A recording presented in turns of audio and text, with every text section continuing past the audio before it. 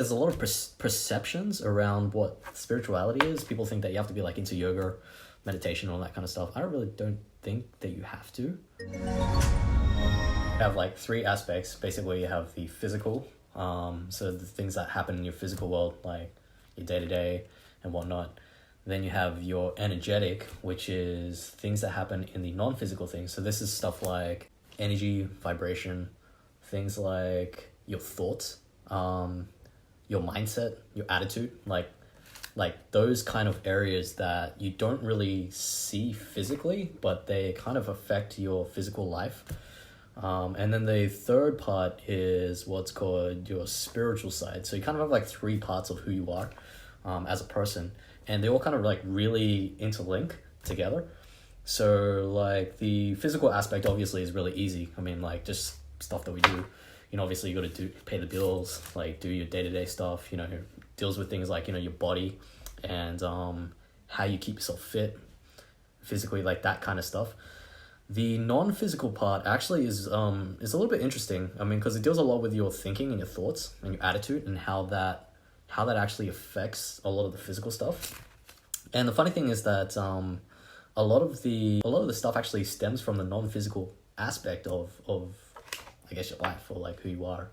So as you rework the thoughts and the thinking patterns that you have and the attitude that you have, it changes the physical manifestations that you have in your physical reality. Like as you start to change like how you think and how you see and perceive things, that affects what actually happens in your life.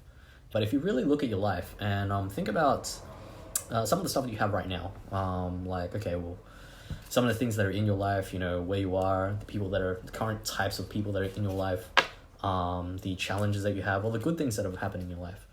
If you really ask the question, where did this come from? You will start to actually find that there was a thought or some kind of idea or belief system that a lot of that stuff actually stemmed from. So you initially had the thinking process done first, which then created that physical result that you have in your life.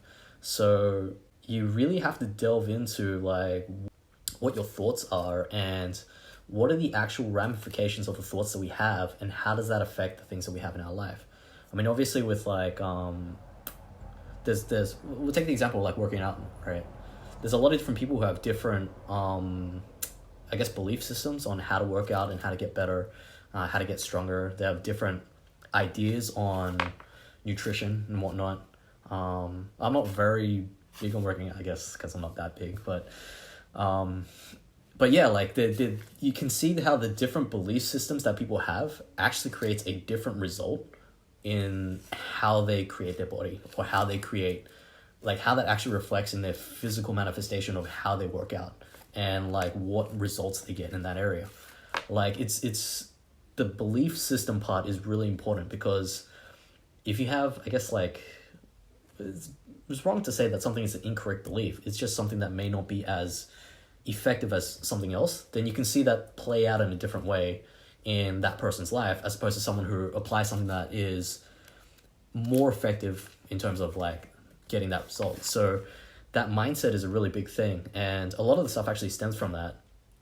The third aspect, which is actually a little bit different, is what's called spirituality. So like the hard thing about this is that there's a lot of there's a lot of perceptions around what spirituality is. People think that you have to be like into yoga, meditation, all that kind of stuff. I really don't think that you have to.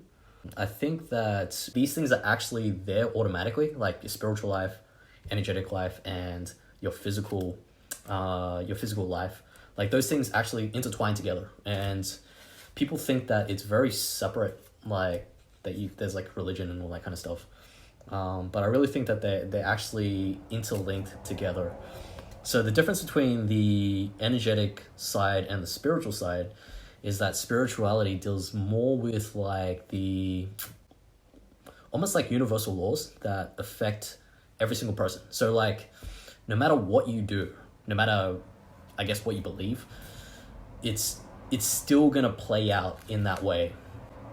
I'll give you an example. So a thing that's a law would be like gravity. I mean, it doesn't really matter what kind of belief system or attitude that you have. Like, gravity is just there. I mean, you can't really convince yourself that it's not there, that you can like defy the law of gravity. That just not going to happen. So there's certain things that are actually, they're almost like realities that really play as undertone with how it affects and how it plays out in life. So something that's a little bit more along that line would be like, for example, karma, or doing, like, what you give is what you get back. Like, I guess other people call it law of attraction, like that kind of stuff. So it's a lot of different cultures have the same kind of idea of what that is. Is basically, if you do something bad to someone, then eventually you're going to get that back in some form or another. So that is kind of what that realm is. It's a little bit different from the energetic one. The energetic is more dealing with, like, it's still more of a physical, dealing in our physical plane, where, like, the other one really goes outside of that. But all these layers still affect our physical life. So, for example, if you are a mean person, or just like evil, like you have like evil intent, then that is gonna really play out in your physical life. Like there's a physical ramification of having that kind of personality, or having that kind of part of you that is attached to the negativity of that. Energetically, for example, like talking about mindset, if you're thinking negative thoughts all the time, or you're focusing on the negative stuff, then that's also going to have a physical effect in your reality. So those two kind of seem similar, but it's a little bit different. I guess another way of the energetic side of who you are would be like, for example, radiation, like stuff like that.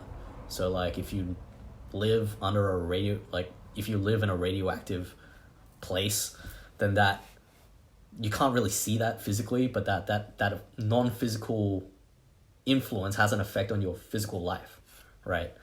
Almost in the same way that, like, how you think. So a lot of that energy side actually goes into the environment that you have.